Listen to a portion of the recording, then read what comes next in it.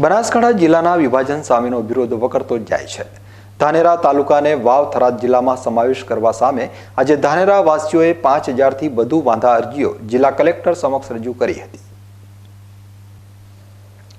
બનાસકાંઠા જિલ્લાના વિભાજનમાં ધાનેરા તાલુકાનો વાવ થરાદ જિલ્લામાં સમાવેશ કરાયો છે, જેને લઈને ધાનેરા તાલુકામાં ભારે આક્રોશ પ્રવર્તી રહ્યો છે।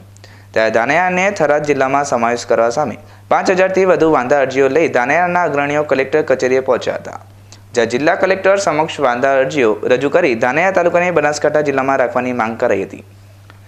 આખા ધાનેરા તાલુકાની સર્વ સમાજની 5000થી વધારે વાંધા અરજીઓ અમે કલેક્ટર સાહેબને આપી અને સર્વ સમાજનો એક જ અવાજ છે કે અમારે બનાસકાંઠામાં રહેવું છે, ધાનેરા તાલુકાને અમારે વાવ થરાદમાં જવું નથી, એ જ અમારો સૂર છે।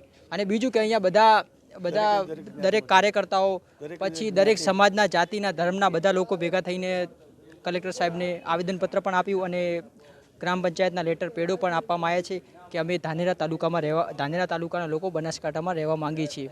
અમે કોઈ પણ હિસાબે વાવ થરાદમાં જવા નથી માંગતા। સરકારી અમારી માંગણી સ્વીકારે એવી અમારી વિનંતી છે અને જો નહીં સ્વીકારે તો અમે ગાંધી ચિંધ્યા માર્ગે આંદોલન કરીશું। બનાસકાંઠા જિલ્લાના વિભાજન સામે કોઈ વાંધો નથી, પરંતુ સામાજિક, આર્થિક અને વ્યવસાયિક રીતે ધાનેરા તાલુકો બનાસકાંઠા સાથે જોડાયેલો હોય ધાનેરાને બનાસકાંઠા જિલ્લામાં જ રાખવાની માંગ બુલંદ બની છે।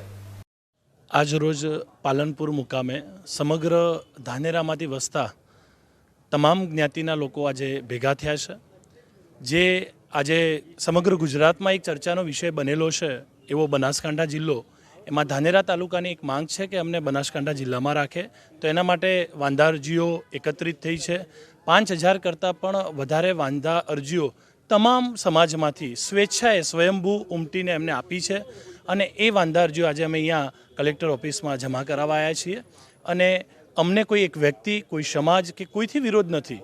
વાવ થરાદ જિલ્લો બન્યો બેસ્ટ છે, એમને શુભકામનાઓ છે, પણ અમારો જિલ્લો બનાસકાંઠા રાખો, કારણ કે અમારું ઔદ્યોગિક ક્ષેત્ર છે, મેડિકલ ક્ષેત્ર છે, શિક્ષણ ક્ષેત્ર છે, અમે ક્યાંક ને ક્યાંક સામાજિક રીતે પણ પાલનપુર સાથે સંકળાયેલા છીએ, એ જ અમારી માંગ છે।